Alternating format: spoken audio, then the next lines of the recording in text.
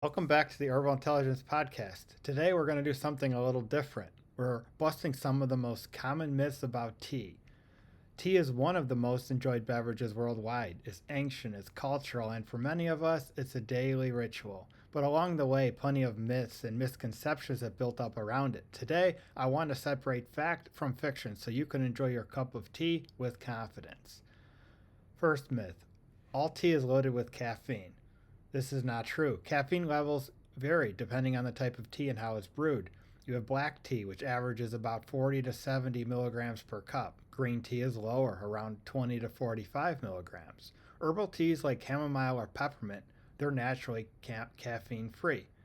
So if you're caffeine sensitive or you're concerned about it, you don't have to avoid tea altogether. You can still enjoy decaf options or stick with herbal blends.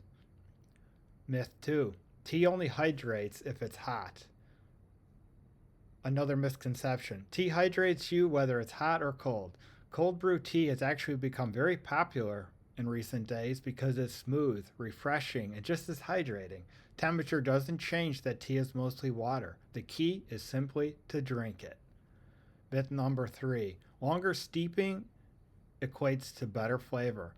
This one trips up a lot of people. Oversteeping usually leads to bitterness. Black tea, you want to steep max 3 to 5 minutes. Green tea, 2 to 3 minutes. Herbal teas, 5 to 7. Although with those, you won't have as much issues with bitterness if you're sticking to your chamomiles and your peppermints. So you're going to want to stick to those ranges and you'll get the flavor without all the harshness and over extracted tannins. Myth number 4: tea bags are always low quality. Not always. Loose leaf is often fuller and more complex, but there are premium tea bags out there too, especially the pyramid shaped ones that give the leaves room to expand. It's more about the brand and sourcing them from a reputable source, whether it's bagged or loose. With loose tea, there's less likely a chance that your tea bags will contain any of these pesticides or harmful substances on them. So, organic, natural, naturally sourced loose leaf teas are your way to go. Myth number 5: green tea is the healthiest tea. Green tea is powerful, it's true. It's full of antioxidants like e.g. CG, but every tea brings something to the table. Black tea supports health. Oolong is linked to metabolism and weight management. Herbal teas like ginger and chamomile also have unique benefits. The healthiest tea usually depends on your own goals. Myth 6: tea alone causes weight loss. I hear this one a lot. Tea, especially green, can support metabolism and fat burning, but it isn't magic. The real results come from when the tea is combined with a balanced diet and movement. Think of the 1-2 punch. Tea is a supportive ally, but it's not the miracle worker. Myth 7: all herbal teas are safe in any amount. This one's important. Herbs are powerful, but not all are right for everyone. You can have allergies. Ginger can interact with blood thinners. Peppermint can aggravate reflux in some people. Licorice root, if overconsumed, can actually raise blood pressure. It's always good to know your body, and if you're pregnant, nursing, or on medications, you want to double check before going heavy on any specific herbs or trying anything new. Myth 8: adding milk or sugar cancels out the benefits. Not quite. Milk can reduce some antioxidant activity in black tea, but the effect is minimal. Sugar doesn't erase benefits either, but it does add calories and can spike blood sugar. If you enjoy milk and sugar, that's okay, but just be mindful. Natural sweeteners like honey or stevia can be general options. So, with that being said, chai is back on the table. Go out and enjoy some. Quick word on overconsumption. Even with all the benefits, too much tea isn't necessarily better. Stick to 3 to 5 cups a day for most adults. Overdoing caffeine can cause jitters or sleep issues. Too much strong black tea can interfere with iron absorption. So listen to your body. Moderation is what allows you to get all the good with none of the drawbacks. All right, so some brewing mistakes to avoid. If you have bitter tea, you probably steep for too long or use water that was too hot. Weak tea, try adding more leaves or a longer steep.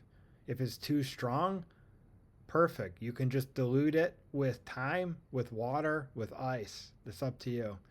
Tea brewing is a part of science. It's part personal, it's part ritual. Small adjustments do make a big difference. The right tea for the right moment. Let's consider if you need energy and focus, you can look for black tea, green tea, or matcha. If you want to relax, go with chamomile, lavender, or lemon balm. After a meal, you're going to want something for digestion, so think of ginger, peppermint, fennel. Immune support can never go wrong with elderberry, echinacea, or ginger.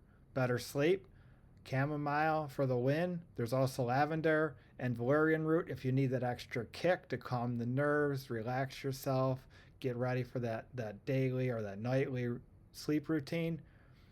So think of tea as a toolbox, different teas for different needs. All right, avoiding additives. A quick note on additives. Skip artificial flavorings and too much sugar when you can. Pure tea gives you the antioxidants, the flavor, and the health support you need. If you want to enhance it, try citrus slices, cinnamon, fresh mint, instead of reaching for the packets of sweetener. Eventually, or actually, you should look for, if you need a sweetener, definitely look for natural stevia, organic stevia, or pure honey. Don't get the ones with added sweeteners, dyes, sugars. Just pure organic honey, natural from the source, raw and unfiltered if you can tolerate it.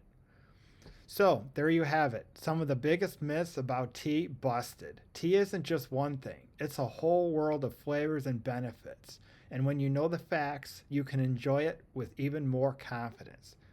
Thank you for joining me on this episode of the Herbal Intelligence Podcast. If this is helpful, share it with a friend who loves tea, or maybe one who still believes some of these myths. Until next time, enjoy your tea with knowledge and intention. See you in the next episode. Thank you.